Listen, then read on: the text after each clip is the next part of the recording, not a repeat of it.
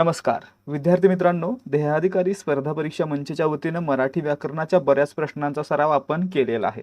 आणि मित्रांनो, याच सिरीजमध्ये आपण आज 11वा भाग पाहतोय, ज्यामध्ये आपण 19 तारखेला SRPFचे जे काही पेपर झाले त्यामधील कोणत्याही 4 पेपरमधील 100 मराठी व्याकरणाचे प्रश्न आपण आज पाहणार आहे. त्यामुळे जर तुम्ही पुढच्या होणाऱ्या पेपरसाठी तयारी करताय किंवा मराठी व्याकरणाचा परिपूर्ण स्पष्टीकरणासह सराव करायचा आहे किंवा उत्तरं पाहिजे आहेत, तर हा व्हिडिओ पूर्ण पहा आणि आवडल्यास व्हिडिओला लाईक करा. सुरुवात करूयात आजच्या प्रश्नांना. या ठिकाणी पहिला प्रश्न आहे, मळ्यात पिके काढणीस आली होती या वाक्यातील अधोरेखित शब्दाचे सामान्य रूप ओळखा. सामान्य रूप म्हणजे काय हे आधी माहीत असणं गरजेचं आहे. सामान्य रूप म्हणजे काय? समजा एखाद्या शब्दाला प्रत्यय जोडला जाणार आहे किंवा शब्दयोगी अव्यय जोडलं जाणार आहे, तर त्यावेळी त्या शब्दाच्या रूपामध्ये काहीतरी बदल होतो आणि त्या बदललेल्या रूपाला काय म्हणायचं? त्याचं सामान्य रूप. उदाहरणार्थ, मूळ शब्द काय आहे? मळा. या शब्दाला लक्षात ठेवायचं आहे, त हा प्रत्यय आपल्याला जोडायचा आहे. तर काय होतं? मळाचं मळ्यात होतं. काय होतं? मळ्यात. आणि त्यावेळी काय झालं? मग मळाचं मळ्या झालं आणि त्याला त्र प्रत्यय जोडला गेला, म्हणजे मळ्या हे काय झालं? त्याचं सामान्य रूप. लक्षात ठेवायचं आहे, शब्दाला प्रत्यय किंवा शब्दयोगी अव्यय जोडलं जाण्या अगोदर त्याच्या रूपामध्ये जो काही बदल होतो त्या बदललेल्या रूपाला काय म्हणायचं? त्याचं सामान्य रूप. म्हणून या ठिकाणी काय झालं? मळाचं सामान्य रूप मळ्या झालं, म्हणजे पर्याय सी. पुन्हा लक्षात घ्या, मूळ शब्द होता मळा, त्याला त हा प्रत्यय जोडायचा होता म्हणून त्याचं काय झालं? मळ्या झालं, आणि मळ्या हे त्याचं सामान्य रूप आहे. ठीक आहे. प्रश्न क्रमांक 2, नामाचे कार्य करणाऱ्या गौण वाक्याला काय म्हणतात? आता या ठिकाणी पहा, नामाचं कार्य करणाऱ्या गौण वाक्याला नाम वाक्य असं म्हटलं जातं, म्हणजे पर्याय सी. जर ते वाक्य विशेषणाचं काम करत असेल किंवा पुढच्या वाक्याबद्दल विशेष माहिती सांगत असेल तर त्याला काय म्हणायचं? विशेषण वाक्य म्हणायचं. ठीक आहे. पुढे प्रश्न क्रमांक 3, अहमहमिका चालणे या वाक्यप्रचाराचा योग्य अर्थ निवडा. या ठिकाणी पहा, अहमहमिका म्हणजे काय? तर चढाओढ किंवा स्पर्धा. लक्षात ठेवायचं आहे, अहमहमिका चालणे म्हणजे चढाओढ चालणे किंवा स्पर्धा चालणे, म्हणजे पर्याय ए आपलं उत्तर आहे. पुढे पहा प्रश्न क्रमांक 4, संयुक्त क्रियापद म्हणजे काय? या ठिकाणी पहा, संयुक्त क्रियापद कधी बनतं? जेव्हा एक धातू साधित आणि एक सहाय्यक क्रियापद एकत्र येऊन क्रियापद बनतं, त्या क्रियापदाला आपण काय म्हणतो? संयुक्त क्रियापद, म्हणजे पर्याय डी आपलं उत्तर आहे. धातू साधित अधिक सहाय्यक क्रियापद संयुक्त क्रियापद. उदाहरणार्थ, चढत होता. चढत होता धरलं तर काय होतं? चढ पासून चढत हे काय झालं? धातू साधित, आणि होता हे सहाय्यक क्रियापद. अशा प्रकारे चढत होता संयुक्त क्रियापद. खेळू लागला, खेळू धातू साधित आणि लागला सहाय्यक. अशा प्रकारे खेळू लागला संयुक्त क्रियापद. ठीक आहे. प्रश्न क्रमांक 5, ज्या चरणात अक्षरांची संख्या 12 असते ते वृत्त. मित्रांनो, या ठिकाणी पाहायचं आहे, भुजंग प्रयात या वृत्तामध्ये प्रत्येक चरणातील अक्षरांची संख्या किती असते? 12 असते, म्हणजे आपलं उत्तर पर्याय डी असणार आहे. आणि मित्रांनो, याचा गण कसा असतो? तर 4 वेळा य य य य य. लक्षात ठेवायचं आहे, भुजंग प्रयातमध्ये 12 अक्षर असतात आणि गण असतात य य य य. आणि मित्रांनो, मुख्यत्वे करून समर्थ रामदासांनी जे मनाचे श्लोक लिहिले ते या भुजंग प्रयात या वृत्तामध्ये होते. पुढे पहा प्रश्न क्रमांक 6, वि. स. खांडेकर यांना कोणत्या वर्षी ज्ञानपीठ पुरस्कार मिळाला? मित्रांनो, मराठीमध्ये ज्ञानपीठ पुरस्कार मिळवणारे पहिले लेखक कोण आहेत? विष्णू सखाराम खांडेकर, म्हणजे वि. स. खांडेकर यांना 1974 साली ज्ञानपीठ पुरस्कारानं गौरवण्यात आलेलं होतं, म्हणजे आपलं उत्तर असणार आहे पर्याय ए. लक्षात ठेवायचं आहे, त्यांची कादंबरी होती ययाती.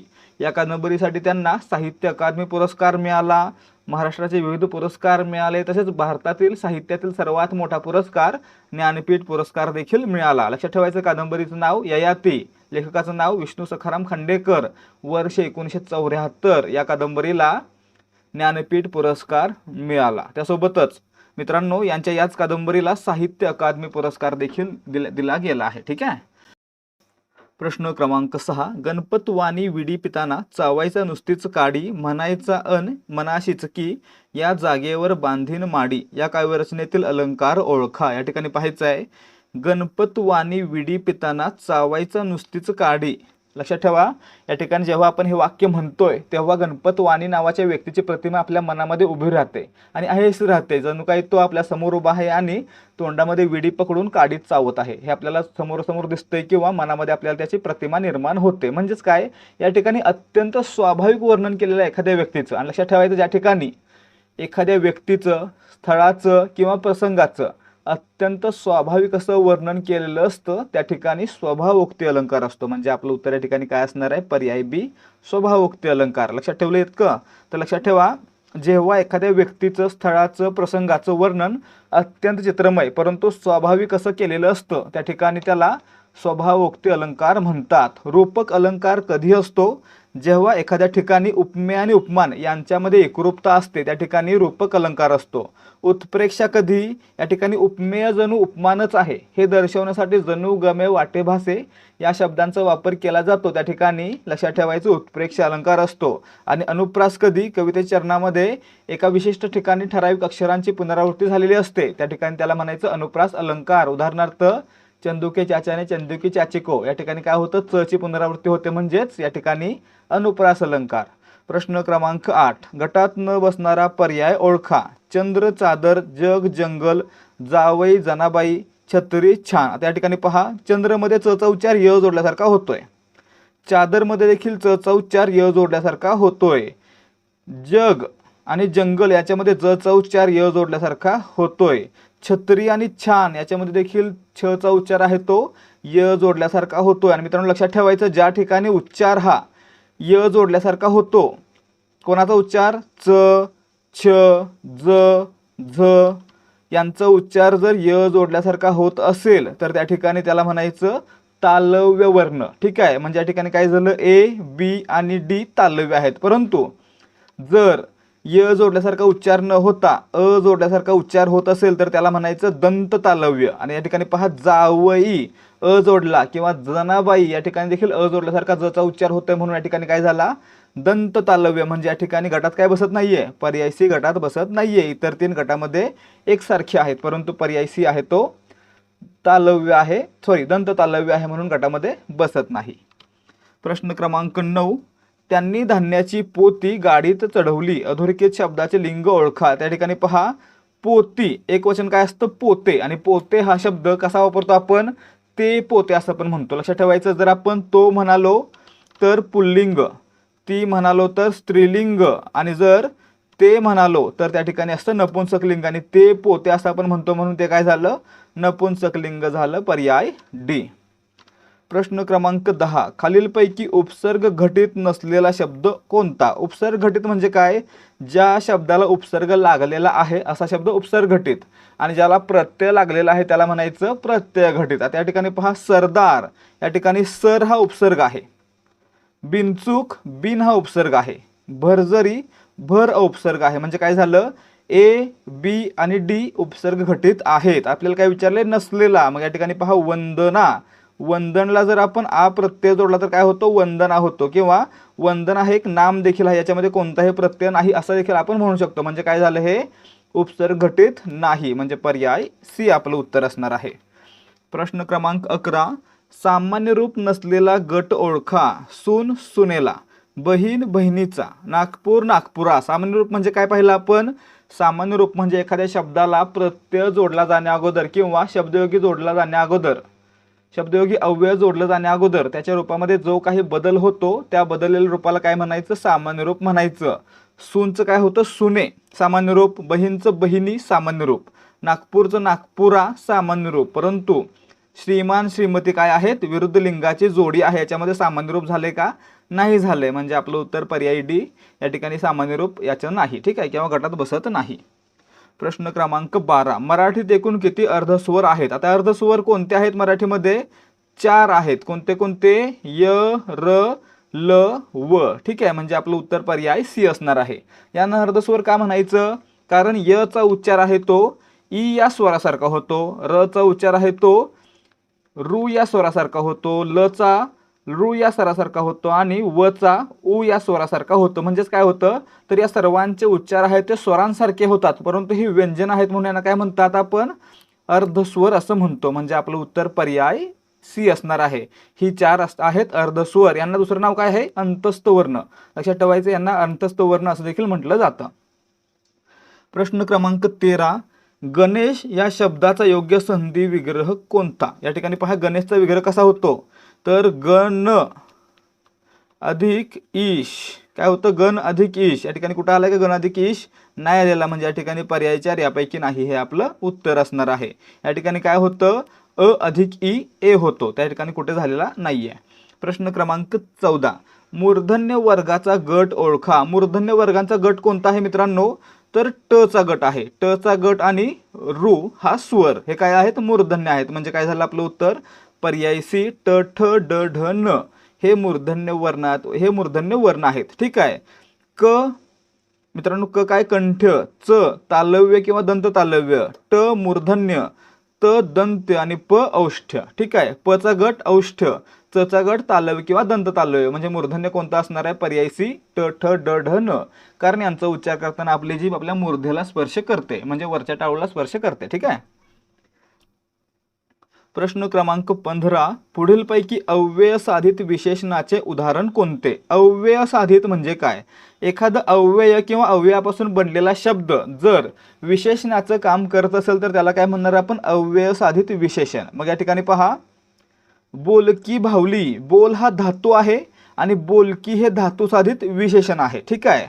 कापड दुकान कापड आणि दुकान याच्यामध्ये कापड हे काय आहे तर एक नाम आहे आणि या ठिकाणी काय झालं हे नाम साधित झालं। माझे पुस्तक मी या सर्वनामापासून माझे बनतं म्हणजे माझे हे काय झालं सर्वनाम साधित परंतु पुढची गल्ली या ठिकाणी काय दिसतंय पुढे हे काय आहे क्रियाविशेषण अव्यय आहे। ठीक आहे। स्थलवाचक क्रियाविशेषण अव्यय आहे आणि मित्रांनो त्याला ची प्रत्यय लागून पुढची हे काय बनतं अव्यय साधित विशेषण म्हणजे अव्ययापासून बनलेलं विशेषण। लक्षात ठेवायचं आहे पुढची हा शब्द पुढे या अव्ययापासून बनतो म्हणून हा काय झाला तर अव्यय साधित विशेषण झाला म्हणजे पर्याय बी अव्यय साधित विशेषणाचं उदाहरण आहे। प्रश्न क्रमांक 16 हाय हाय हा केवलप्रयोगी अव्ययाचा प्रकार आहे। या ठिकाणी पाहायचं आहे हाय हाय याच्यामध्ये काय दिसतंय तर शोक व्यक्त केला जातो आणि शोक व्यक्त केला जात असेल तर त्या ठिकाणी शोकदर्शक पर्याय सी। ठीक आहे। प्रश्न क्रमांक 17 कोणती व्याख्या बरोबर आहे। विधेयांगाची व्याख्या आपल्याला सांगायचं आहे। आता लक्षात ठेवायचं आहे मराठीमध्ये क्रियापद ते संस्कृतमध्ये काय संस्कृतमध्ये क्रियापदाला विधेय असं म्हणतात आणि विधेय आणि त्यासोबतचे त्याचे संबंधित शब्द यांना एकत्रितपणे काय म्हणायचे विधेयांग म्हणायचं। म्हणजेच विधेयांग म्हणजे क्रियापद व त्याच्याशी संबंधित असणाऱ्या शब्दांचा समूह। ठीक आहे म्हणजे पर्याय सी विधेय म्हणजे क्रियापद आणि विधेयांग म्हणजे क्रियापदाशी संबंधित शब्द। प्रश्न क्रमांक 18 खालीलपैकी कोणते उदाहरण वैकल्पिक द्वंद्व समासाचे नव्हे। वैकल्पिक द्वंद्व समास कधी असतो जेव्हा द्वंद्व समासामध्ये विग्रह होताना तो किंवा अथवाने होतो किंवा वा अथवा यांनी होतो त्यावेळी लक्षात ठेवायचं वैकल्पिक द्वंद्व समास असतो। त्या ठिकाणी पाहायचं आहे उदाहरण नाही असं विचारलंय। ठीक आहे असं विचारलेलं नाहीये। खरे खोटे खरे किंवा खोटे हा झाला वैकल्पिक द्वंद्व। भले बुरे भले किंवा बुरे वैकल्पिक द्वंद्व। 4-5 4 किंवा 5 हा देखील झाला वैकल्पिक द्वंद्व। परंतु चहा पाणी विग्रह कसा होतो चहा पाणी आणि इतर पदार्थ इतर नाश्त्याचे पदार्थ म्हणजे काय झाला हा समाहार द्वंद्व झाला। याच्यामध्ये इतर शब्द येतात। ठीक आहे। ज्या सामासिक शब्दामध्ये त्या शब्दाने व्यतिरिक्त त्याच जातीचे इतर शब्द अंतर्भूत असतात त्याला म्हणायचं समाहार द्वंद्व म्हणजे या ठिकाणी चहा पाणी काय आहे समाहार द्वंद्व आहे। इतर 3 वैकल्पिक द्वंद्व आहेत आणि आपलं उत्तर काय आहे चहा पाणी हा वैकल्पिक द्वंद्वाचे उदाहरण नाही नव्हे। ठीक आहे। प्रश्न क्रमांक 19 गैरसमज या शब्दास खालीलपैकी कोणत्या भाषेतील उपसर्ग लागलेला आहे। या ठिकाणी पाहायचं आहे गैर हा उपसर्ग समज या शब्दाला लागलेला आहे आणि मित्रांनो यामध्ये गैर हा शब्द काय आहे तर फारशी उपसर्ग आहे म्हणजे आपलं उत्तर पर्याय सी असणार आहे। प्रश्न क्रमांक 20 गोडवा या शब्दाचा प्रकार सांगा। त्या ठिकाणी पहा गोडवा हे काय आहे एखाद्या वस्तूच्या अंगचा गुण आहे। ठीक आहे एखाद्या वस्तूचा अंगचा गुण आहे किंवा भाव आहे आणि मित्रांनो भाव किंवा गुण दर्शवणाऱ्या नामाला काय म्हणायचं भाववाचक नाम म्हणायचं। ठीक आहे। त्यासोबतच लक्षात ठेवायचं शेवटी वा किंवा त्व किंवा ता किंवा पणा पण हे प्रत्यय असलेलं नाम काय असतं? भाववाचक नाम असतं. ठीक आहे, म्हणजे या ठिकाणी गोडवा काय झालं? भाववाचक नाम पर्याय डी. आता भाववाचक नाम काय असतं? तर एखादं नाम जे गुण किंवा भाव दर्शवतं आणि त्या नामाच्या वस्तूला स्पर्श करता येत नाही त्याला काय म्हणायचं? भाववाचक नाम म्हणायचं. आणि मित्रांनो विशेष करून भाववाचक नाम आहे ते विशेषणापासून बनलेलं असतं. इत्यादी माहिती लक्षात ठेवायची. प्रश्न क्रमांक 21, गाय या शब्दास सामान्य रूप करण्यासाठी खालीलपैकी कोणता प्रत्यय लागतो? आता मित्रांनो गाय याला आपल्याला जर ला प्रत्यय लावायचं तर काय होतं? गाईला काय होतं? गायचं गाई होतं, म्हणजे ई प्रत्यय लागतो, म्हणजे आपलं उत्तर पर्याय डी. गायचं सामान्य रूप काय आहे? गाई. आणि मित्रांनो प्रत्यय कोणता? ई. प्रश्न क्रमांक 22, खालीलपैकी घर्षक व्यंजन कोणते? आता घर्षक व्यंजन 3 आहेत. कोणते कोणती? श, स आणि श. आणि मित्रांनो या ठिकाणी कोणतं दिलंय? स दिलंय, म्हणजे आपलं उत्तर पर्याय डी असणार आहे. मित्रांनो यांना घर्षक व्यंजन म्हणतात. त्यासोबतच हे घर्षक असल्यामुळे यांचा उच्चार करताना उष्णता निर्माण होते, म्हणून यांना काय म्हणतात? उष्मे असं देखील म्हणतात. प्रश्न क्रमांक 23, खालीलपैकी निश्चितपणे पुल्लिंगी असणारा शब्द कोणता? त्या ठिकाणी पहा, ससा याचं लिंग बदलत नाही. ठीक आहे, हा पुल्लिंगी किंवा स्त्रीलिंगी काय आहे निश्चितपणे सांगता येत नाही. गरुड असं देखील सांगता येत नाहीये. बगळाचं बगडी होत नाही, गरुडचं गरुडी होत नाही. ठीक आहे, यामुळे यांचं लिंग आहे ते पुल्लिंग आहे किंवा स्त्रीलिंग आहे सांगता येत नाही, किंवा दोन्ही लिंगामध्ये हेच वापरलं जातं. परंतु नागचं स्त्रीलिंगी रूप नागिन असतं, म्हणजे नाग हा शब्द निश्चितपणे पुल्लिंगी आहे हे आपण म्हणू शकतो, म्हणजे आपलं उत्तर काय असणार आहे? पर्याय डी. ठीक आहे. प्रश्न क्रमांक 24, तो गातो या वाक्यात टिंबटिंब नाही. मित्रांनो वाक्यामध्ये काय नाहीये? कर्म नाहीये. तो गाणे गातो, तर गाणे हा शब्द असता तर काय झालं असतं? गाणे हे कर्म आलेलं असतं, परंतु हे वाक्यामध्ये नाहीये, म्हणजे या वाक्यामध्ये कर्म नाही. पर्याय ए. तो हा करता, गातो हे क्रियापद, कर्म असायला पाहिजे होतं. आणि मित्रांनो त्यामुळे या ठिकाणी हे वाक्य कसं बनतं? अकर्मक बनतं. कर्म नसेल तर अकर्मक, कर्म असेल तर सकर्मक. विद्यार्थी मित्रांनो, आता सगळं सोडून थोडा वेळ फक्त इकडे लक्ष द्या. तुम्ही या व्हिडिओपर्यंत पोहोचलाय म्हणजेच तुम्ही नक्कीच पोलीस भरतीसाठी तयारी करताय. आणि मित्रांनो तुम्ही तयारी करताय म्हणजे तुम्हाला माहीत असेलच की पोलीस भरतीसाठी मागील वर्षांच्या प्रश्नपत्रिका सोडवणे किती आवश्यक आहे. त्यासोबतच नवीन प्रश्नपत्रिका सोडवून त्या परीक्षेसाठी तयारी करणं आणि टाईम मॅनेजमेंट करणं हे देखील आवश्यक आहे. आणि मित्रांनो यासाठीच देहाधिकारी स्पर्धा परीक्षा मंच घेऊन आलेला आहे फक्त 60 रुपयांमध्ये 30 सराव प्रश्नपत्रिका, 30 पेपर फक्त 60 रुपयांमध्ये. आणि मित्रांनो यामध्ये आपल्याला प्रत्येक पेपरमध्ये 100 प्रश्न असतील आणि त्या 100 प्रश्नांचं पूर्ण स्पष्टीकरण देखील असणार आहे. आणि हा जो पॅटर्न असणार आहे तो 25-25चा पॅटर्न असणार आहे, म्हणजेच मराठीचे 25, सामान्य ज्ञानाचे 25, गणित बुद्धिमत्ता 25-25 असा पॅटर्न असणार आहे.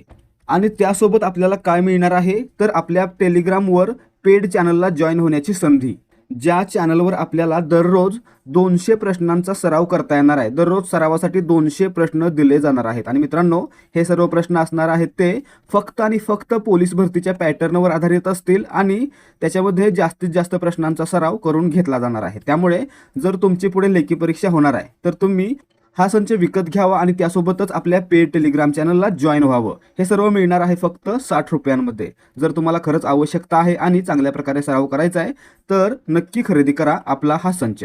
तर या ठिकाणी तुम्हाला जर याचा डेमो पाहायचा असेल तर तो मिळणार आहे 7517249119 या व्हॉट्सॲप नंबरवर. यावर व्हॉट्सॲप करा आणि डेमो फ्रीमध्ये पहा. तसेच जर तुम्हाला वाटत असेल की जे काही देऊ ते चांगलंच देऊ तर तुम्ही डायरेक्टली 935968689100 या नंबरवर पेमेंट करून त्याचा स्क्रीनशॉट आम्हाला पाठवू शकता. तुम्हाला लगेचच एकाच वेळी 60 PDF दिल्या जातील, ज्याच्यामध्ये 30 पेपर असतील आणि 30 त्यांचं स्पष्टीकरण असेल. आणि त्यासोबतच लगेचच टेलिग्राम चॅनलची लिंक देखील दिली जाईल, ज्याच्यामध्ये तुम्हाला दररोज 200 प्रश्नांचा सराव करता येणार आहे. प्रश्न क्रमांक 25, मराठी भाषेत मूळ सर्वनाम किती आहेत? मित्रांनो मराठी भाषेमध्ये एकूण 9 मूळ सर्वनाम आहेत. पर्याय सी आपलं उत्तर असणार आहे. कोणते कोणते? हा या ठिकाणी जो, तो, हा, मी, तू, स्वतः, आपण, अशा प्रकारे मित्रांनो 9 सर्वनाम आहेत. हे आपल्याला PDF मध्ये पाहता येईल, या ठिकाणी सांगत नाहीये मी. ठीक आहे. प्रश्न क्रमांक 26, आनंद याचा समानार्थी शब्द, आनंदला समानार्थी शब्द आहे हर्ष, म्हणजे पर्याय बी. विरुद्धार्थी आहे दुःख किंवा खेद. प्रश्न क्रमांक 27, जलद धावतो, जलद हे काय आहे? या ठिकाणी पहा, कसा धावतो? जलद धावतो. आणि मित्रांनो क्रियापदाबद्दल अधिक माहिती सांगणारा शब्द म्हणजेच क्रियापदाचं विशेषण म्हणजे काय? क्रियाविशेषण. म्हणजे आपलं उत्तर काय असणार आहे? तो कसा धावतो? तो जलद धावतो. म्हणजे जलद हे क्रियाविशेषण. पर्याय डी. प्रश्न क्रमांक 28. आणि हा शब्द प्रकार मित्रांनो, आणि हे काय आहे? समुच्चय बोधक उभयान्वी अव्यय आहे. दोन वाक्यांना जोडायचं काम करतं. म्हणजे पर्याय ए. उभयान्वी अव्ययाची व्याख्या काय असते? दोन किंवा अधिक शब्दांना त्यासोबतच दोन किंवा अधिक वाक्यांना जोडणाऱ्या अविकारी शब्दाला उभयान्वी अव्यय असं म्हणतात. प्रश्न क्रमांक 29. घरात विभक्ती कोणती? मित्रांनो, घरात या शब्दामध्ये घर या मूळ शब्दाला आत हा शब्द जोडला गेलेला नाही. त्याच्यामध्ये त हा काय आहे? सप्तमीचा प्रत्यय आहे. म्हणजे आपलं उत्तर काय असणार आहे? पर्याय सी, सप्तमी. आणि मित्रांनो, कारक अर्थ कोणता असतो? अधिकरण. ठीक आहे. प्रश्न क्रमांक 30. पाणी प्या वाक्यप्रकार. पाणी प्या हे काय आहे मित्रांनो? विनंती आहे किंवा आज्ञा आहे. तर त्या ठिकाणी आज्ञार्थी वाक्य असणार आहे. म्हणजे पर्याय बी. ज्या ठिकाणी एखाद्या वाक्यातून आज्ञा, विनंती, उपदेश, प्रार्थना यांचा बोध होतो त्या ठिकाणी आज्ञार्थी वाक्य असतं. त्यासोबतच विधानार्थी साधं विधान केलेलं असतं. उद्गारार्थी भावना व्यक्त केलेल्या असतात. ठीक आहे. आणि प्रश्नार्थी कोण, काय, कोणी, किती यासारख्या शब्दांनी प्रश्न विचारलेला असतो. प्रश्न क्रमांक 31. खालील वाक्यातील अलंकार ओळखा. चंद्रासारखा तिचा चेहरा उजळतो. या ठिकाणी पहा, या वाक्यामध्ये चंद्र उपमान आहे आणि तिचा चेहरा उपमेय आहे. आणि उपमेय हे उपमेयासारखे आहे हे दाखवण्यासाठी सारखा हा शब्द आलेला आहे. म्हणजे काय झालं? या ठिकाणी उपमा अलंकार झाला. म्हणजे पर्याय बी आपलं उत्तर असणार आहे. मित्रांनो, उपमेय आणि उपमान यांच्यामधील सारखेपणा किंवा समानता दाखवण्यासाठी परी, सारखा, सम, गत यासारखे शब्द आले असतील तर त्या ठिकाणी उपमा अलंकार असतो. आणि या ठिकाणी काय आलेला आहे? सारखा हा शब्द आलाय म्हणजे उपमा अलंकार आहे. रूपक आपण पाहिलं, अनुप्रास आपण पाहिलं. यमकमध्ये काय होतं? तर कवितेच्या विशिष्ट ठिकाणी, कविते चरणामध्ये विशिष्ट ठिकाणी किंवा कविते चरणाच्या शेवटी काही ठराविक अक्षर किंवा शब्द पुन्हा पुन्हा येऊन लय साधली जाते. त्या ठिकाणी त्याला म्हणायचं यमक अलंकार. उदाहरणार्थ, सुसंगती सदा घडो, सृजन वाक्य कानी पडो. याच्यामध्ये काय होतंय? घडो, पडो एकसारखे लय निर्माण करणारे शब्द एकत्र येतात. म्हणून या ठिकाणी याला काय म्हणायचं? यमक अलंकार म्हणायचं. प्रश्न क्रमांक 32. आम्ही हा शब्द काय आहे? आम्ही हे काय आहे? तर एक सर्वनाम आहे. ठीक आहे. पर्याय बी आपलं उत्तर आहे. ठीक आहे. आम्ही हे सर्वनाम आहे. प्रश्न क्रमांक 33. मी खेळतो. सॉरी, मागचं पाहूया एकदा अनेकदा. आता या ठिकाणी आम्ही हे सर्वनाम कशावरून आहे? सर्वनाम म्हणजे काय हे देखील पाहूया आपण. समजा मी म्हणालो की मी आणि अक्षय आज शाळेत गेलो नव्हतो म्हणून मला आणि अक्षयला सरांनी मारले. या ठिकाणी मी काय करणार? वाक्य कमीत कमी शब्दामध्ये पूर्ण करण्यासाठी काय करणार? मी आणि अक्षय आज शाळेत गेलो नव्हतो म्हणून आम्हाला सरांनी मारले. म्हणजे या ठिकाणी काय झालं? तर मी आणि अक्षय या दोन नामांऐवजी आम्ही काय केला? आम्ही या शब्दाचा वापर केला. आणि मित्रांनो, नामाऐवजी नामाचा पुनरुच्चार टाळण्यासाठी वाक्यामध्ये जो शब्द येतो त्याला काय म्हणतात? सर्वनाम म्हणतात. आणि मित्रांनो, आम्ही हे काय झालं? नामाबद्दल आलं म्हणून याला काय म्हटलं? सर्वनाम म्हटलं. ठीक आहे. प्रश्न क्रमांक 33. मी खेळतो काळ. त्या ठिकाणी पहा, मी खेळतो खेळण्याची क्रिया वर्तमान काळामध्ये होते म्हणून या ठिकाणी वर्तमान काळ आहे. पर्याय बी आपलं उत्तर आहे. भूतकाळ कसा असेल? मी खेळलो भूतकाळ. भविष्यकाळ कसा? मी खेळेन. ठीक आहे. पुढे पहा प्रश्न क्रमांक 34. खालीलपैकी कर्तरी प्रयोग असलेले वाक्य ओळखा. कर्तरी प्रयोग या ठिकाणी पहा, हा प्रश्न चुकीचा दिलेला आहे. ज्या ठिकाणी कडून प्रत्यय लागलाय किंवा काम केलं गेलं असं म्हटलं गेलंय, केलं गेलं, कडून यासारखे शब्द असतील तर त्या ठिकाणी लक्षात ठेवा कर्मणी प्रयोग असतोच. नवीन कर्मणी प्रयोग असतोच. परंतु ज्या ठिकाणी क्रियापदाचं रूप कर्मानुसार बदलतं त्या ठिकाणी देखील कर्मणी प्रयोग असतो. मग या ठिकाणी पहा, काम माझ्याकडून झाले, कडून लागले म्हणजे नवीन कर्मणी आहे.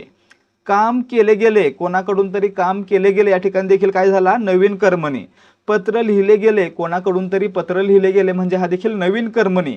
हे तिन्ही काय झाले? कर्मणी प्रयोगाचे प्रकार. परंतु या ठिकाणी पहा, रामाने पत्र लिहिले. या ठिकाणी राम हा कर्ता आहे, पत्र हे कर्म आहे, लिहिले हे क्रियापद आहे. रामाने लिहिले किंवा सीतेने लिहिले काय होतंय? क्रियापदाचं रूप बदलत नाही. ठीक आहे. म्हणजे कर्त्यानुसार क्रियापदाचं रूप बदलत नाही. परंतु पत्र लिहिले आणि पत्रे लिहिली काय होतं? लिहिलेचं लिहिली होतं. म्हणजे कर्मानुसार या ठिकाणी देखील क्रियापदाचं रूप बदलतं. त्यामुळे आपण या ठिकाणी म्हणू शकतो की पेपरमध्ये हा प्रश्न चुकीचा दिला होता. या ठिकाणी कोणतंही वाक्य कर्तरी प्रयोगाचं नाही. पुढे पहा प्रश्न क्रमांक 35. खालीलपैकी बहुव्रीही समास ओळखा. मित्रांनो, बहुव्रीही समास कधी असतो? जेव्हा सामासिक शब्दातील सर्व पदांव्यतिरिक्त तिसऱ्याच पदाचा बोध झालेला असतो, त्याला म्हणायचं बहुव्रीही समास. उदाहरणार्थ चतुर्भुज. चतुर्भुज हा शब्द आहे. चार आहेत भुजा ज्याला असा तो. या ठिकाणी कोण आहे असा? मित्रांनो, चार भुजा असणारा कोण आहे? तर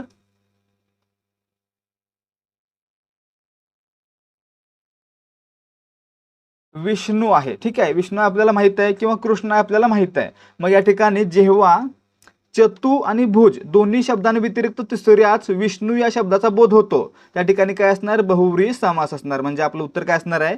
तर पर्याय ए मध्ये बहुव्रीही समास आलेला आहे.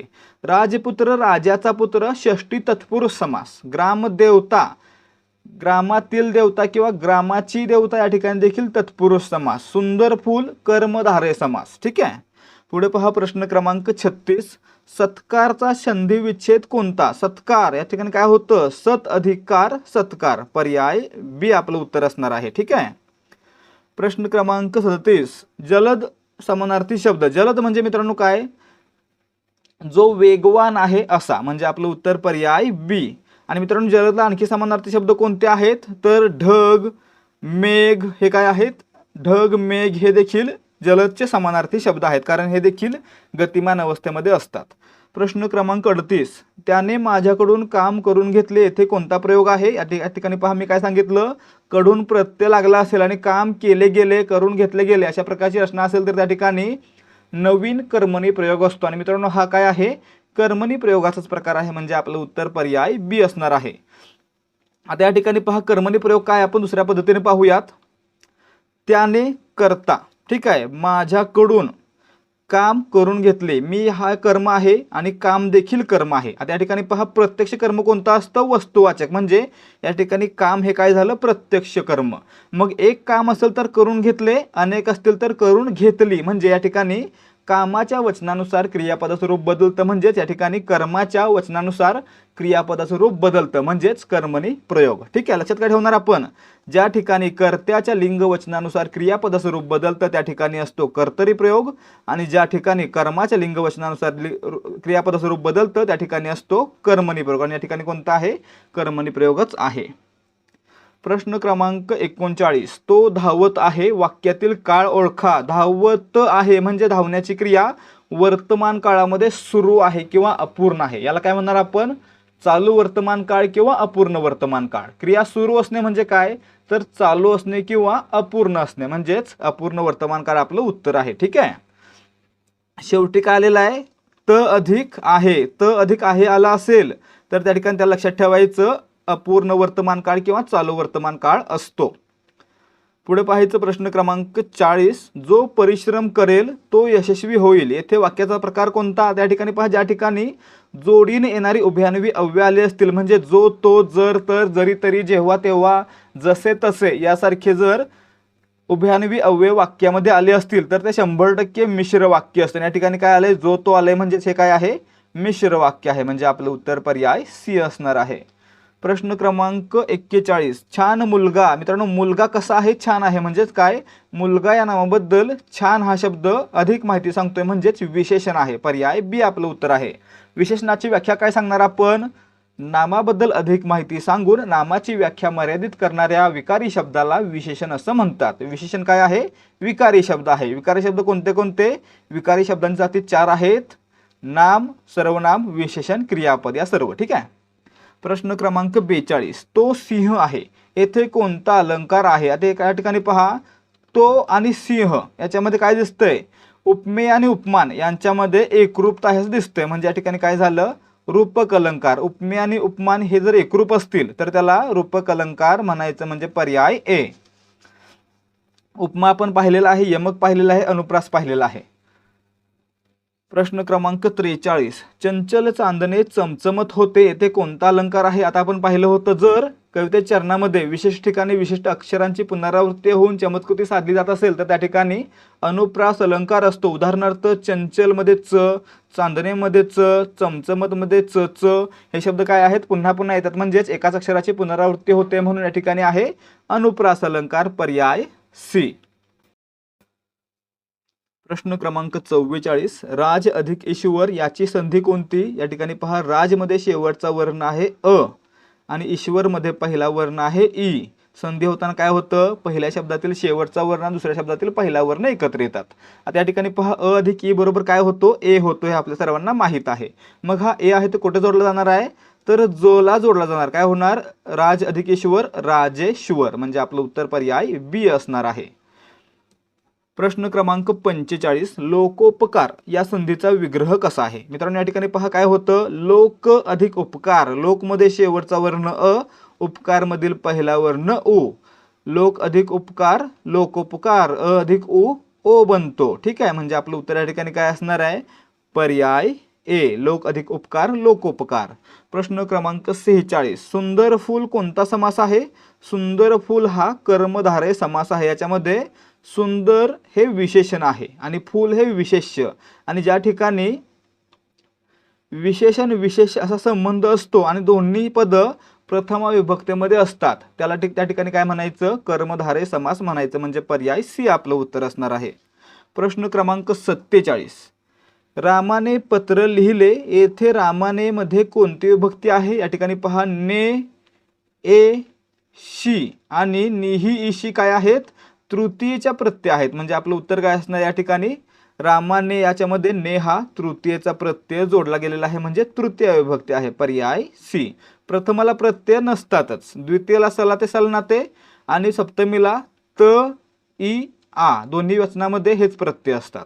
प्रश्न क्रमांक 48, खालीलपैकी भाववाचक नाम कोणते? भाववाचक नाम म्हणजे काय आपण आधी पाहिलं. भाववाचक नाम म्हणजे असं नाम ज्या नामाच्या वस्तूला स्पर्श करता येत नाही, किंवा असं नाम जे एखाद्या वस्तूतील किंवा व्यक्तीतील गुणभाव दर्शवतं, त्याला म्हणायचं भाववाचक नाम. उदाहरणार्थ या ठिकाणी पहा, सुंदरता, सुंदर या विशेषणापासून सुंदरता हे काय बनलं? भाववाचक नाम बनलं. सुंदर म्हणू शकतो आपण, परंतु सुंदरता एखाद्या सौंदर्य आहे त्याला आपण स्पर्श करू शकतो का? नाही करू शकत, म्हणजे या ठिकाणी काय झालं? सुंदरता हे भाववाचक नाम झालं. आणि मित्रांनो, भाववाचक नामाबद्दल महत्त्वाची माहिती, याच्या शेवटी य, त्व, ता, पण, पणा यासारखे प्रत्यय जोडलेले असतात किंवा शब्द जोडलेले असतात. ठीक आहे. प्रश्न क्रमांक 49, खालीलपैकी योग्य शब्दयोगी अव्यय असलेले वाक्य ओळखा. या ठिकाणी पहा, घरातून याच्यामध्ये तून हे शब्दयोगी अव्यय जोडलं गेलेलं आहे, म्हणजे आपलं उत्तर काय असणार आहे? पर्याय ए, यामध्ये शब्दयोगी अव्यय आलेलं आहे, पर्याय ए आपलं उत्तर असणार आहे. या ठिकाणी शाळेत या ठिकाणी काय झाला? सप्तमीचा तर प्रत्यय जोडला गेलेला आहे. ठीक आहे, तो शाळा जातो या ठिकाणी नाहीच आणि तो आला हे देखील नाही. प्रश्न क्रमांक 50, हुशार विद्यार्थी, हुशार हे काय आहे? नामाबद्दल अधिक माहिती सांगते, म्हणजेच विशेषण आहे, पर्याय बी. प्रश्न क्रमांक 51, वाचनालय या शब्दाची संधी कशी सोडवाल? वाचन अधिक आलय वाचनालय, पर्याय बी. याच्यामध्ये काय होतं? वाचन मधील शेवटचा वर्ण अ आणि आलय मधील पहिला वर्ण आ. अ अधिक आ दोन्ही सजातीय स्वर आहेत, म्हणजेच काय होणार? एकच दीर्घ स्वर तयार होणार, याला काय म्हणायचं? सजातीय स्वर संधी किंवा दीर्घत्व संधी. ठीक आहे. पुढे पहा, प्रश्न क्रमांक 52, गंगा अधिक ओघ. आता या ठिकाणी पहा, संधीमध्ये काय होतं? समजा जर अ किंवा आ पुढे जर ओ आला तर त्याचा काय बनतो? औ बनतो. लक्षात ठेवायचं, अ किंवा आ पुढे जर ओ आला तर ओचा औ बनतो. ठीक आहे, म्हणजे काय झाला? गंगा अधिक ओघ गंगोघ, औ होणार आणि तो ग ला जोडला जाणार. ठीक आहे, म्हणजे पर्याय ए आपलं उत्तर आहे. प्रश्न क्रमांक 53, पदार्थवाचक नावे ओळखा. आता या ठिकाणी पहा, सर्वात पहिल्यांदा पदार्थवाचक नाम म्हणजे काय पाहूया. आता मित्रांनो, पदार्थवाचक नाम म्हणजे काय? असं नाम ज्या नामाच्या वस्तूला kilo, litre, metre, kilometre, gram यासारख्या परिमाणांमध्ये मोजता येतं, त्या वस्तूच्या नामाला काय म्हणायचं? पदार्थवाचक नाम म्हणायचं. मग या ठिकाणी पहा, दूध लिटरमध्ये, साखर किलोमध्ये, कापड मीटरमध्ये आणि सोने तोळ्यामध्ये मोजता येतं ना, म्हणजे हे काय झालं? पदार्थवाचक नाम, म्हणजे पर्याय सी. कळप, वर्ग, सैन्य, गट हे काय आहेत? समूह आहेत, म्हणून हे काय झाले? समूहवाचक नाम. पुस्तके, चेंडू, कागद, लेखणी हे काय झाले? सामान्य नाम. ठीक आहे. स्वर्ग, देव, अप्सरा, नंदनवन ही देखील सामान्य नाम आहेत. पुढे पहा, प्रश्न क्रमांक 54, खालीलपैकी देव या नामाचे अनेक वचन. मित्रांनो, देव हे नाम एक वचन आणि अनेक वचनामध्ये सारखंच असतं. एक देव किंवा 33 कोटी देव, या ठिकाणी काय होतं? देव हा शब्द एक वचन आणि अनेक वचनामध्ये सारखाच राहतो, म्हणजे पर्याय सी आपलं उत्तर आहे. प्रश्न क्रमांक 55, पुस्तक हा शब्द मराठी व्याकरणात कोणत्या लिंग प्रकारात येतो? आता आपण जर तो म्हणालो, तो पुस्तक तर ते पुल्लिंग, ती पुस्तक तर ते स्त्रीलिंग, ते पुस्तक तर ते नपुंसकलिंग, आणि योग्य काय आहे? ते पुस्तक. म्हणजे काय झालं? पुस्तक हे नाम नपुंसकलिंगी झालं, म्हणजे आपलं उत्तर पर्याय ए असणार आहे. प्रश्न क्रमांक 56, हरी घरी कोण येऊन गेले? सर्वनाम ओळखा. आता या ठिकाणी पहा, कोण हे सर्वनाम या वाक्यामध्ये प्रश्न विचारण्यासाठी आलेला आहे, म्हणजे कोण हे काय आहे? सर्वनाम आहे. पर्याय सी. मराठीमध्ये किती मूळ सर्वनाम आहेत? 9 आहेत. ठीक आहे. प्रश्न क्रमांक 57, खालीलपैकी दर्शक सर्वनाम ओळखा. दर्शक सर्वनाम म्हणजे काय? समजा जवळची किंवा दूरची वस्तू दाखवायची आहे, तेव्हा ज्या सर्वनामांचा वापर केला जाईल त्यांना म्हणायचं दर्शक सर्वनाम. मग या ठिकाणी पहा, जवळची वस्तू दाखवण्यासाठी काय वापरतो आपण? हा, ही, हे. जवळची वस्तू दाखवण्यासाठी हा, ही, हेचा वापर करतो, म्हणजे हे काय झाले?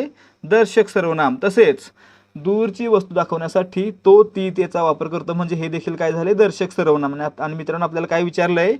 खालीलपैकी दर्शक सर्वनाम कोणते आणि कोणते कोणते आहेत? हा, ही, हे, तो, ती, ते. आणि या ठिकाणी कोणतं दिलंय? हा दिलंय, म्हणजे हे काय झालं? दर्शक सर्वनाम झालं. हा, ही, हे, तो, ती, ते दर्शक सर्वनाम आहेत. मी हे काय आहे? या ठिकाणी मी हे प्रथम पुरुषवाचक आहे. कोण प्रश्नार्थ किंवा अनिश्चित आहे. आणि आपण हे काय आहे? आत्मवाचक किंवा हे द्वितीय पुरुषवाचक म्हणून देखील वापरलं जातं. पुढे पहा, प्रश्न क्रमांक 58, कोल्हापुरी चिवडा, नागपुरी संत्री, पंढरीचा महिमा ही टिंबटिंब विशेषणे आहेत. आता मित्रांनो, समजा एखादं नाम जर त्याच्या रूपामध्ये बदल होऊन किंवा आहे असं विशेषणाचं कार्य करायला लागलं तर त्याला काय म्हणणार आपण? नामसाधित विशेषण, म्हणजे नामापासून बनलेलं विशेषण. मग या ठिकाणी पहा, कोल्हापुरी, कोल्हापूर या नामापासून बनलं. नागपुरी, नागपूर या नामापासून बनलं. आणि पंढरीचा, पंढरी या नामापासून बनलं. म्हणजे या ठिकाणी काय झालं? तर हे तिन्ही शब्द किंवा हे तिन्ही विशेषण आहेत ते नामांपासून बनतात, म्हणून हे काय झाले? नामसाधित विशेषण झाले, म्हणजे आपलं उत्तर पर्याय बी असणार आहे. प्रश्न क्रमांक 59, पुढील शब्दातून गुणवाचक विशेषण ओळखा. गुणवाचक विशेषण वस्तूचा आकार, स्थिती, रंग किंवा त्याच्यातील एखादा गुण दाखवण्यासाठी ज्या विशेषणांचा वापर केला जातो त्याला काय म्हणायचं? गुणवाचक विशेषण. उदाहरणार्थ, तो दयावंत आहे. दयावंत हे काय झालं? त्याच्यातील गुण झाला, म्हणजे हे झालं गुणवाचक विशेषण, म्हणजे आपलं उत्तर पर्याय सी असणार आहे. तोंड हे एक नाम आहे, बंड हे नाम आहे आणि घर हे देखील नाम आहे, विशेषण नाही. प्रश्न क्रमांक 60, कालवाचक क्रियाविशेषण नसलेला शब्द ओळखा. लगेच, पूर्वी, सांप्रत हे तिन्ही शब्द काळाचा बोध करून देतात, म्हणजेच काय आहेत? कालवाचक क्रियाविशेषण आहेत. आणि परंतु जलद हे काय आहे? जलद हे रीतिवाचक आहे, म्हणजे काय झालं? पर्याय ए, जलद हे कालवाचक नसून रीतिवाचक क्रियाविशेषण आहे. प्रश्न क्रमांक 61, खालीलपैकी शब्दयोगी अव्यय नसलेला गट ओळखा. नसलेला विचारले बरं का आपल्याला, अगोदर, वर, पर्यंत, पुढे हे काय झाले? शब्दयोगी अव्यय आहेत. समक्ष, अपरोक्ष, बाहेर, मागे शब्दयोगी अव्यय आहेत. कडून, आतून, पासून, मधून शब्दयोगी अव्यय आहेत. परंतु पण, पार, पाकी, परंतु, परी हे काय आहेत? हे आहेत उभयान्वयी अव्यय, म्हणजे आपलं उत्तर काय असणार आहे? पर्याय डी आहे, तो शब्दयोगी अव्ययांचा गट नाही. प्रश्न क्रमांक 62, छे, मी तसे म्हणालोच नाही, अधोरेखित केवलप्रयोगी अव्ययाचा प्रकार ओळखा. आता या ठिकाणी अधोरेखित शब्द आहे छे. आणि मित्रांनो, एखाद्या शब्दाला किंवा एखाद्या गोष्टीला विरोध करण्यासाठी जेव्हा छे, छट यासारखे शब्द वापरले जातात तेव्हा त्यांना काय म्हणतात? विरोधदर्शक केवलप्रयोगी अव्यय, म्हणजे आपलं उत्तर पर्याय ए. शी, हुड, हुडत हे काय आहेत? तिरस्कारदर्शक आहेत. पुढे पहा, प्रश्न क्रमांक 63, आम्ही तुमचे उपकार मुळीच विसरणार नाही, योग्य प्रश्नार्थक वाक्य ओळखा. मित्रांनो, या ठिकाणी योग्य प्रश्नार्थक वाक्य कसं बनतं? आम्ही तुमचे उपकार कसे विसरू, म्हणजे पर्याय बी. प्रश्न क्रमांक 64, शुद्ध लेखनदृष्ट्या अचूक शब्द कोणता आहे? मैत्री, पर्याय ए. प्रश्न क्रमांक 65, इच्छिलेली वस्तू देणारे झाड या शब्दसमूहासाठी खालीलपैकी योग्य शब्द निवडा. या ठिकाणी पहा, इच्छिलेली वस्तू देणारे झाड म्हणजेच काय? मनामध्ये कल्पना केलेली वस्तू देणारे झाड म्हणजेच कल्पवृक्ष, पर्याय डी. चिंतामणी, मनात चिंतलेले देणारा मणी. ठीक आहे. कामधेनू, तर मनामध्ये आलेली इच्छा पूर्ण करणारी गाय. ठीक आहे. प्रश्न क्रमांक 66, योग्य जोड्या ओळखा. कमिशनर, आयुक्त, बरोबर. इरिगेशन सिंचन बरोबर, न्यूट्रिशन पोषण हे देखील बरोबर, फाउंडेशन म्हणजे संस्था, ठीक आहे, फाउंडेशन म्हणजे आंदोलन नाही, म्हणजे आपलं उत्तर काय असणार आहे, फक्त 1, 2 आणि 4 या जोड्या बरोबर आहेत, म्हणजे आपलं उत्तर 1, 3 आणि 4 जोड्या बरोबर आहेत, म्हणजे आपलं उत्तर काय असणार आहे, पर्याय डी 1, 3 आणि 4. प्रश्न क्रमांक 67, कवितेचे रस किती आहेत, कवितेचे एकूण रस किती आहेत, 9 रस आहेत, पर्याय डी आपलं उत्तर असणार आहे. प्रश्न क्रमांक 68, भरपूर वर्षे जगणारा या शब्दसमूहासाठी खाली दिलेल्यापैकी योग्य शब्द कोणता, दीर्घायुष्य म्हणजे काय, भरपूर जगणारा, दीर्घायुष्य जगणारा म्हणजे पर्याय डी. अमर, ज्याला मरण नाही असा, चिरंजीव, चिरकाल जीवन लाभले आहे असा, आणि शतायुषी 100 वर्ष आयुष्य लाभले आहे असा, ठीक आहे. पुढे पहा प्रश्न क्रमांक 69, ही पहा बस आली या वाक्यातील काळ ओळखा. आता ही पहा बस आली असं आपण म्हटलं, ठीक आहे, म्हणजे काय, बस येते हे आपण दुसऱ्याला दाखवतोय, म्हणजे त्या ठिकाणी क्रिया काय आहे, वर्तमान काळामध्ये सुरू आहे, ठीक आहे, म्हणजे आपलं उत्तर काय असणार आहे, अपूर्ण वर्तमान काळ किंवा चालू वर्तमान काळ, पर्याय सी. प्रश्न क्रमांक 70, पुढील वाक्यातील वर्तमान काळाचे वाक्य ओळखा. वर्तमान काळ लक्षात ठेवायचं आहे, सूर्य पूर्वेस उगवतो. मित्रांनो ही गोष्ट काय आहे, त्रिकालाबाधित सत्य आहे, कधीही न बदलणारी गोष्ट आहे, ठीक आहे, आणि जी गोष्ट कधीही बदलत नाही ती नेहमी साध्या वर्तमान काळामध्ये लिहितात, म्हणजेच काय झालं, पर्याय 1 आहे वर्तमान काळ, पर्याय ए आपलं उत्तर असणार आहे, ठीक आहे. आता पर्याय बी मध्ये काय दिसतंय, तुम्ही पुढे व्हा मी येतो, हा आहे सन्निहित भविष्यकाळ, ठीक आहे. दुसरी गोष्ट लगेच भविष्यामध्ये घडणार आहे. मी बसलो तोच तुम्ही हजर, या ठिकाणी काय झालं, हा सन्निहित वर्तमान काळ आहे, ठीक आहे, किंवा सन्निहित भूतकाळ देखील आपण याला म्हणू शकतो, कारण या ठिकाणी बसलो लिहिलेलं आहे, ठीक आहे. आणि गुरुजी आता शाळेत असतील, या ठिकाणी हे काय आहे, तर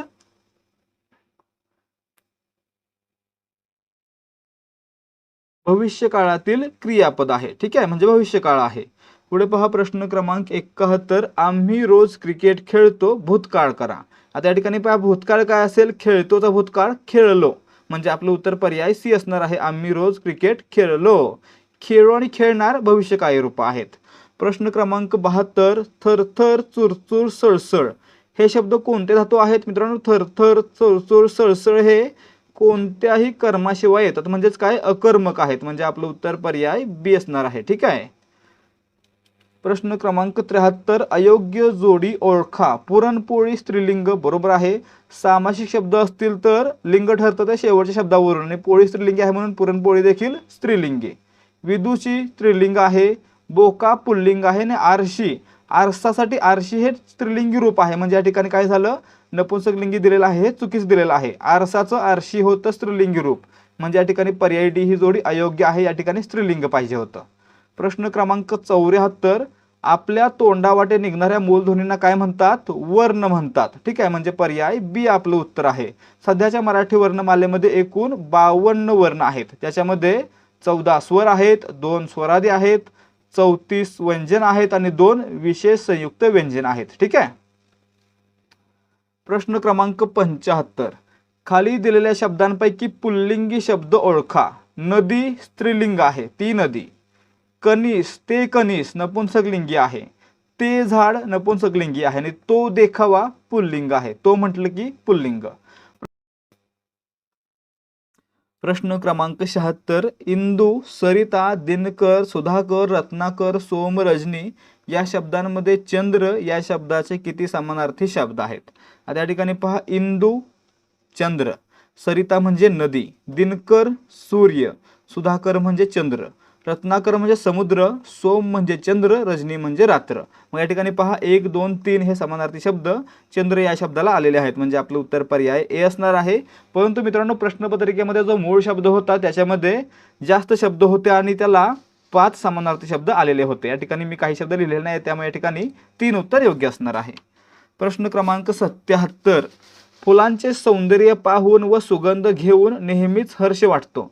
या वाक्यात पर्यायातील कोणत्या शब्दाचा विरुद्धार्थी शब्द आलेला नाही. या ठिकाणी पहा, सौंदर्यासाठी कुरूपता विरुद्धार्थी आहे, सुगंधासाठी दुर्गंध विरुद्धार्थी आहे, हर्षासाठी खेद विरुद्धार्थी आहे, परंतु सौम्य या शब्दाचा विरुद्धार्थी शब्द या वाक्यामध्ये कुठेही नाही, म्हणजे आपलं उत्तर पर्याय डी असणार आहे. प्रश्न क्रमांक 78, पुढीलपैकी शुद्ध शब्द ओळखा. या ठिकाणी पहा, कुतूहल चुकलेलं आहे. नैसर्गिक याला पहिली वेलांटी पाहिजे होती, हे देखील चुकलेलं आहे. बलिदान या ठिकाणी देखील पहिली वेलांटी पाहिजे, हे देखील चुकलेलं आहे. आणि परिस्थिती हा बरोबर आहे, म्हणजे आपलं उत्तर काय असणार आहे, पर्याय डी बरोबर आहे. ठीक आहे, परिस्थिती हा शब्द बरोबर आहे. प्रश्न क्रमांक 79, पुढीलपैकी अलंकारिक शब्द व त्याच्या अर्थाची चुकीची जोडी निवडायची आहे. बृहस्पती बुद्धिमान माणूस बरोबर आहे. शेंदाळ शिपाई भित्रा हे देखील बरोबर आहे. जमदग्नीचा अवतार रागीट हे देखील बरोबर आहे. आणि धर्मराज न्यायप्रिय असलेला व्यक्ती या ठिकाणी दिला अन्यायी, म्हणजे हे चुकीचं आहे, म्हणजे पर्याय डी आपलं उत्तर असणार आहे. प्रश्न क्रमांक 80, डोळ्यात केर आणि कानात फुंकर या म्हणीशी अर्थाने जोडणारी म्हण ओळखा. या ठिकाणी डोळ्यात केर कानात फुंकर म्हणजे काय, त्रास एका ठिकाणी असणं आणि उपचार दुसऱ्या ठिकाणी करणं. ठीक आहे, म्हणजेच या ठिकाणी कोणती म्हण योग्य ठरणार आहे, जखम नखाला मलम शेंडीला. या ठिकाणी त्रास एका ठिकाणी आहे आणि उपचार दुसऱ्या ठिकाणी होत आहेत, म्हणजे या ठिकाणी पर्याय बी ही वरच्या म्हणीशी सुसंगत आहे. इकडे आर तिकडे विहीर दोन्हीकडून संकटात सापडणे. यथा राजा तथा प्रजा, जसा राजा तशी प्रजा. आणि कुडी तशी पुडी, जशी मुलं तशी जसा बाप तशी मुलं. ठीक आहे, जसे आई वडील तशी मुलं.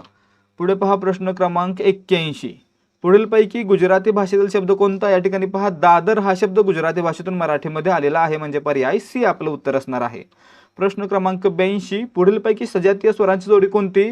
सजातीय स्वर म्हणजे काय, ज्यांचा उच्चार एकाच उच्चार स्थानातून होतो. उदाहरणार्थ अ, आ. ठीक आहे, उ, उ, ई, ई हे काय झाले, सजातीय स्वर झाले. म्हणजे या ठिकाणी सजातीय स्वरांची जोडी कोणती आहे, फक्त बी, ई, ई ही जोडी बरोबर आहे. ठीक आहे. पुढे पाहायचं प्रश्न क्रमांक 83, प्रजा अधिक ऐक्य प्रजैक्य. पर्याय प्रज्ञा अधिक ऐक्य प्रज्ञैक्य झालेला आहे. या ठिकाणी प्रजा अधिक ऐक्य प्रजैक्य होतं. ठीक आहे, पर्याय ए आपलं उत्तर असणार आहे. या ठिकाणी काय होतं, आ पुढे ऐ आल्यामुळे त्याचं रूपांतर ऐ मध्ये होतं. ठीक आहे, याला काय म्हणायचं, प्रजैक्य म्हणायचं. ठीक आहे, प्रज्ञैक्य झाले चुकून माझ्याकडून, प्रजैक्य आहे. प्रश्न क्रमांक 84, मधुरा व पार्थ पुण्याहून मुंबई शहराकडे रविवारी निघाले. या वाक्यात एकूण किती विशेषनामे आली आहेत. या ठिकाणी पहा, मधुरा विशेषनाम, पार्थ विशेषनाम, पुणे विशेषनाम, मुंबई आणि रविवार ही देखील विशेषनाम. म्हणजे एकूण किती, 1 2 3 4 आणि 5 5 विशेषनामे या वाक्यामध्ये आलेली आहेत. पर्याय बी आपलं उत्तर असणार आहे. प्रश्न क्रमांक 85, एकत्र येणाऱ्या वर्णातील पहिला वर्ण विसर्ग व दुसरा वर्ण व्यंजन किंवा स्वर असतो तेव्हा होणाऱ्या संधीला काय म्हणतात, विसर्ग संधी. लक्षात ठेवायचं, जेव्हा एकत्र येणारे दोन्ही स्वर असतात तेव्हा स्वर संधी. जेव्हा पहिला विसर्ग आणि दुसरा स्वर असतो तेव्हा त्या ठिकाणी विसर्ग संधी, म्हणजे आपलं उत्तर या ठिकाणी पर्याय ए असणार आहे. व्यंजन संधी कधी, जेव्हा एकत्र येणाऱ्या वर्णांपैकी पहिला वर्ण व्यंजन आणि दुसरा वर्ण व्यंजन किंवा स्वर काही असतो त्या ठिकाणी व्यंजन संधी. ठीक आहे. प्रश्न क्रमांक 86, पुढीलपैकी अकर्मक क्रियापद असणारे वाक्य कोणते. अकर्मक क्रियापद आपल्याला विचारलेलं आहे. आता या ठिकाणी अशा प्रकारचा प्रश्न जर आला असेल तर त्या ठिकाणी सर्वात पहिल्यांदा कर्ता ओळखणं आपल्याला जमलं पाहिजे.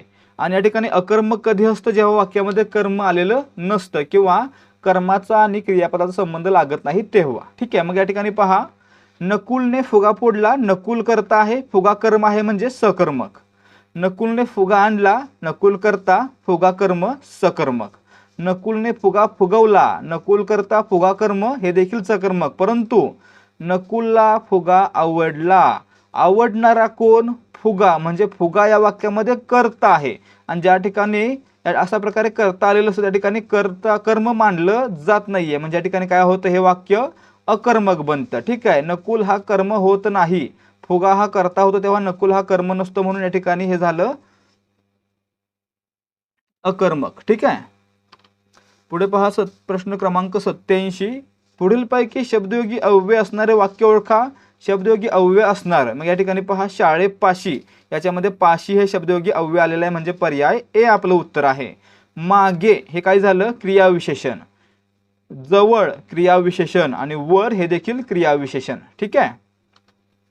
पुढे पहा प्रश्न क्रमांक 88, वचन प्रकारानुसार विसंगत नाम ओळखा. गळा, मळा, विळा. गळाचं अनेक वचन गळे, मळाचं अनेक वचन मळे, विळाचं अनेक वचन विळे. परंतु शाळा हा शब्द एक वचन आणि अनेक वचनामध्ये सारखाच असतो, याचं वचन बदलत नाही, म्हणजे आपलं उत्तर काय असणार आहे, शाळा हा विसंगत आहे. गळागळे, मळामळे, विळाविळे, परंतु शाळा शाळे होतं का? नाही होत. शाळा शाळाच राहतं. प्रश्न क्रमांक 89, कर्मणी प्रयोगाचे वाक्य ओळखा. कर्मणी प्रयोग कधी असतो? जेव्हा कर्माला प्रत्यय नसतो आणि कर्त्याला प्रत्यय लागलेला असतो, त्या ठिकाणी कर्मणी प्रयोग असतो. किंवा दुसरी व्याख्या काय आहे? जेव्हा क्रियापदाचं रूप कर्माच्या लिंगवचनानुसार बदलतं त्या ठिकाणी कर्मणी प्रयोग असतो. मग या ठिकाणी पहा, शेतकरी शेत नांगरतो, शेतकरी शेते नांगरतो, परंतु शेतकरी शेत नांगरतात त्या ठिकाणी काय होतं? कर्त्यानुसार क्रियापदाचं रूप बदलते, म्हणजे कर्तरी प्रयोग आहे. ठीक आहे, म्हणजे हे आपलं उत्तर होत नाहीये. आजोबा पोथी वाचतात, आजी पोथी वाचते, या ठिकाणी आजोबा कर्ता आहेत आणि कर्त्यानुसार क्रियापदाचं रूप बदलतं, म्हणून या ठिकाणी देखील कर्तरी प्रयोग आहे. रोहन चित्र रंगवतो आणि रोहिणी चित्र रंगवते, या ठिकाणी काय होतं? कर्त्यानुसारच क्रियापदाचं रूप बदलतं, म्हणजे या ठिकाणी देखील कर्तरी आहे. आणि पुढे पहा, पर्याय डी काय दिसतोय? श्रेयाने रांगोळी काढली आणि रांगोळ्या काढल्या. काय होतं? या ठिकाणी कर्मानुसार क्रियापदाचं रूप बदलतं, म्हणून या ठिकाणी आहे कर्मणी प्रयोग. प्रश्न क्रमांक 90, पुढीलपैकी रीती भूतकाळी क्रियापद कोणते? या ठिकाणी पहा, रीती भूतकाळ पळत असे, पर्याय सी. लक्षात ठेवायचं आहे, त अधिक असे. ठीक आहे, त अधिक असे असेल तर त्या ठिकाणी रीती भूतकाळ, किंवा त अधिक जाई अशा प्रकारचं जर क्रियापद आला असेल तर त्या ठिकाणी रीती भूतकाळ. ठीक आहे, म्हणजे या ठिकाणी आपलं उत्तर काय आहे? पर्याय सी, पळत असे रीती भूतकाळ. पळत जाईल हा काय झाला? आपण जर रीती धरला तर रीती भविष्यकाळ होतो. किंवा पळत जाईल जर आपण एखाद्या व्यक्तीसाठी बोललं, तो उद्या पळत जाईल, तो शाळेत पळत जाईल असं म्हटलं तर त्या ठिकाणी तो फक्त भविष्यकाळ होतो. परंतु तो दररोज पळत जाईल असं म्हटलं तर तो रीती भविष्यकाळ होतो. पळत असतो हा काय झाला? रीती वर्तमान काळ झाला. आणि पळत होती हा आहे अपूर्ण भूतकाळ. ठीक आहे. प्रश्न क्रमांक 91, जर वाऱ्याची झुळूक आली तर बरे वाटेल या वाक्यातील क्रियापदाचा अर्थ ओळखा. या ठिकाणी पहा, जर तर हे आलेत, जर तर आलं तर लक्षात ठेवायचं संकेतार्थ असतो. लक्षात ठेवायचं जर तर संकेतार्थ, पर्याय ए. स्वार्थ कधी फक्त काळाचा बोध होत असेल तर. विद्यार्थ शेवटी वा वी वे असेल तर त्या ठिकाणी विद्यार्थ. आणि जर त्या वाक्यातील क्रियापदातून कर्तव्य, योग्यता, शक्यता यांचा बोध होत असेल तर देखील विद्यार्थ. आज्ञार्थ कधी? आज्ञा, विनंती, प्रार्थना, उपदेश यांचा बोध होत असेल तर आज्ञार्थ. पुढे पहा, प्रश्न क्रमांक 92, वसंतोत्सव यामध्ये कोणती संधी आहे? या ठिकाणी पहा, वसंत अधिक उत्सव काय होतं? तर वसंत मधील शेवटचा वर्ण अ आणि उत्सव मधील पहिला वर्ण उ एकत्र येऊन काय बनतो? वसंतोत्सव म्हणजे ओ बनतो. आणि मित्रांनो याला काय म्हणायचं? जर अ अधिक उ जर ओ बनला तर त्याला म्हणायचं गुणादेश संधी किंवा गुणसंधी, म्हणजे पर्याय बी आपलं उत्तर आहे.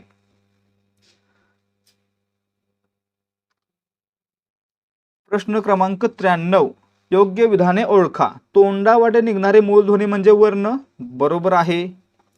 ध्वनीला चिन्ह किंवा खून स्वरूपात लिहिल्यास त्याचे अक्षर बनते, हे देखील बरोबर आहे. शब्द होण्यासाठी अक्षरे ठराविक क्रमाने येऊन त्यांचा अर्थ प्राप्त होणे गरजेचे असते, बरोबर आहे. अर्थपूर्ण असेल तरच त्याला आपण शब्द म्हणणार. जर आपण अबळ क म्हणलो तर त्याला अर्थपूर्ण होतो का? नाही होत. म्हणजे या ठिकाणी अर्थ प्राप्त होण्यासाठी ठराविक क्रमाने येणं बरोबर गरजेचं आहे, म्हणजे आपलं उत्तर पर्याय 3 देखील योग्य आहे. ठीक आहे. आणि 4 पहा, अर्थपूर्ण शब्दसमूहाला वाक्य म्हणतात, हे देखील बरोबर आहे. विशिष्ट क्रमाने जर अर्थपूर्ण शब्द एकत्र आले तर त्याला म्हणायचं वाक्य, हे देखील बरोबर, म्हणजे आपलं उत्तर काय असणार आहे? पर्याय डी, सर्व विधाने योग्य आहेत. प्रश्न क्रमांक 94, मूळ वर्णमालेतील वर्णांची संख्या किती होते? मित्रांनो मूळ वर्णमालेमध्ये 48 वर्ण होते, म्हणजे आपलं उत्तर असणार आहे पर्याय ए. आता किती आहेत? 52 आहेत, हे आपण पाहिलं मागेच. प्रश्न क्रमांक 95, पंकज या शब्दातील अनुस्वाराचा उच्चार खालीलपैकी कोणत्या अनुनासिका समान होतो? आता मित्रांनो अनुस्वार आहे आणि या ठिकाणी अनुनासिक आलेलं असतं. ठीक आहे. आणि त्याला आपण काय म्हणतो? परसवर्ण असं म्हणतो किंवा परसवर्ण असं म्हणतो. आता मित्रांनो ते कसं ओळखायचं? अनुस्वारानंतर जो काही व्यंजन आला असेल, अनुस्वारानंतर जे काही व्यंजन आलं असेल त्या व्यंजनाच्या गटातील अनुनासिक आहे असं आपण म्हणायचं. मग या ठिकाणी काय झालं? अनुस्वारानंतर क आलं आणि क च्या गटामध्ये अनुनासिक कोणतं असतं? हे न असतं किंवा ड असतं. ठीक आहे. म्हणजे आपलं उत्तर काय असणार या ठिकाणी? पर्याय डी. या ठिकाणी अनुस्वारानंतर काय येतं? क हे व्यंजन येतं, म्हणून या ठिकाणी काय झालं? क च्या गटातील अनुनासिक म्हणजेच न किंवा ड. याचा उच्चार काहीही करा पण लक्षात ठेवा टिंब असणारे ड म्हणा. ठीक आहे. प्रश्न क्रमांक 96, पुढीलपैकी कोणता उपसर्ग घटित शब्द नाही? या ठिकाणी पहा, अबोल अ उपसर्ग आहे, नामंजूर ना उपसर्ग आहे, हर साल हर उपसर्ग आहे, परंतु प्रेक्षणीयमध्ये इय हे प्रत्यय आहे. म्हणजे आपलं उत्तर काय असणार आहे? पर्याय सी हे प्रत्यय घटित आहे, उपसर्ग घटित नाही. प्रश्न क्रमांक 97. मेषपात्र या शब्दाचा अर्थ खालीलपैकी कोणता आहे? मेषपात्र म्हणजे अजागळ व बुद्धिहीन व्यक्ती, म्हणजे पर्याय डी. प्रश्न क्रमांक 98. पुढीलपैकी अकर्मक भावे प्रयोगाचे वाक्य कोणते? असं वाक्य ज्याच्यामध्ये कर्म आलेलं नसेल. मुलीस, मुलांना, सशाला, तिन्ही वाक्यामध्ये कर्म आहे, परंतु याच्या ठिकाणी पहा पर्याय सी मध्ये कर्म आलेलं नाही, म्हणजे अकर्मक आहे, म्हणजे पर्याय सी आपलं उत्तर असणार आहे. प्रश्न क्रमांक 99. खालील वाक्यातील स्वरूपबोधक उभयान्वी अव्ययाचे वाक्य ओळखा. स्वरूपबोधक उभयान्वी अव्यय म्हणजे काय? तर आधीच्या वाक्याचं स्पष्टीकरण किंवा आधीच शब्दाचं स्पष्टीकरण जर पुढच्या वाक्यामध्ये आलं असेल तर त्याला काय म्हणायचं? स्वरूपबोधक म्हणायचं. मग या ठिकाणी पहा, दादांनी सगळे जिन्नस खिशात घातले पण ते काही बोलले नाहीत. पण हे काय आहे? न्यूनत्वबोधक, स्वरूपबोधक नाही. तुला चलभाष हवा की स्पर्धा परीक्षेची पुस्तके हवी? की विकल्पबोधक आहे, स्वरूपबोधक नाही. सागर म्हणाला की, या ठिकाणी सागर काय म्हणाला ते पुढे सांगितलंय, म्हणजे काय झालं? या ठिकाणी आलेलं की हे स्वरूपबोधक आहे. ठीक आहे, हे आलं स्वरूपबोधक, म्हणजे या ठिकाणी पर्याय 3 काय आहे किंवा विधान 3 काय आहे? योग्य आहे. ठीक आहे. आता विधान 4 पहा. न्यूटन म्हणून एक शास्त्रज्ञ होता. न्यूटन या शब्दाचं स्पष्टीकरण पुढे दिलेलं आहे, म्हणजे हे देखील काय झालं? तर स्वरूपबोधक झालं. म्हणजे आपलं उत्तर काय पाहिजे? 3 व 4 हे स्वरूपबोधक उभयान्वी अव्यय आहेत, परंतु या ठिकाणी फक्त केवळ 3 हे उत्तर दिलेलं आहे, कारण 3 आणि 4 एकत्र कुठेच दिलेलं नाही. प्रश्न क्रमांक 100. भावकर्तृ क्रियापदाचे वाक्य ओळखा. त्या ठिकाणी पहा, भावकर्तृ क्रियापदे ज्या वाक्यामध्ये कर्ता स्पष्ट नसून त्या वाक्यातील क्रियापदच त्या वाक्यातील कर्ता मानलं जातं किंवा क्रियेचा भाव या वाक्यातील कर्ता मानला जातो, त्याला म्हणायचं भावकर्तृ क्रियापद. मग या ठिकाणी पहा, अशा प्रकारची क्रियापद कोणती? सांजावले, उजाडले, मळमळले, ही काय झाली? भावकर्तृ क्रियापद. मग या ठिकाणी पहा, सांजावले हे काय आहे? भावकर्तृ क्रियापद, म्हणून आपलं उत्तर काय असणार आहे? पर्याय डी केवळ 1 हे काय आहे? भावकर्तृ किंवा भावकर्तरी क्रियापद आहे. ठीक आहे, पुढे पहा. बोलू नये हे संयुक्त क्रियापद आहे. बोलावे, खरे बोलावे, आज्ञार्थी म्हणा आपण याला, आता सॉरी, विद्यार्थी क्रियापद आहे. आणि पुढे काम करवते शक्य क्रियापद आहे, करवते शक्य. ठीक आहे, तर विद्यार्थी मित्रांनो, या ठिकाणी आजचे आपले प्रश्न समाप्त होत आहेत. जर तुम्हाला आजच्या प्रश्नांची उत्तर आधीपासून येत असतील तर व्हिडिओला लाईक करा, आणि उत्तर जर आपल्याकडून समजली असतील तर व्हिडिओला लाईक करून खाली कमेंट करून देखील सांगा. त्यासोबतच जर तुम्हाला यासारखे आणखी व्हिडिओ पाहायचे असतील तर आपल्या चॅनलला सबस्क्राईब करा. भेटूयात पुढच्या भागामध्ये. जय हिंद, जय भारत आणि जय महाराष्ट्र.